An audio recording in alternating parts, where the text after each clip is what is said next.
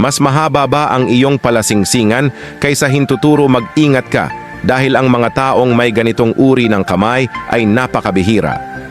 Gusto mo bang malaman kung nakatadhana kang kumita ng malaking halaga ng pera? Itaas lamang ang iyong kaliwang kamay at tingnan kung mas mahaba ang palasingsingan kaysa hintuturo kung oo kabilang ka sa espesyal na grupong ito. Numero 1. No, ito ay isang napaka-espesyal na uri ng kamay. Ang mga taong may ganitong kamay ay madalas dumaraan sa maraming pagsubok. Nakakatagpo ng mga taong hadlang at kalaban, ngunit huwag mag-alala dahil ito mismo ang totoong sikreto upang mabago ang iyong kapalaran. Pakinggan mong mabuti, kung palalampasin mo ito, kailangan mong maghintay ng Dolby taon pa ito, ang bihirang sandali sa loob ng iksing tataon para mag-ipon ng yaman.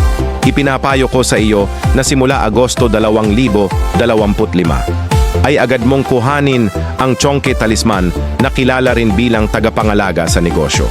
Tumutulong magprotekta sa iyong kabuhayan. Kung may tindahan ka, maaari mong ilagay ang anting-anting na ito sa loob ng cash register upang lumikha ng enerhiya na panangga. Maaari mo rin itong ilagay sa pitaka-bag mesa sa trabaho, idikit sa pintuan o ikabit sa likod ng cellphone upang laging may dalang proteksyon. Ang pagkakabasa mo nito ay hindi aksidente.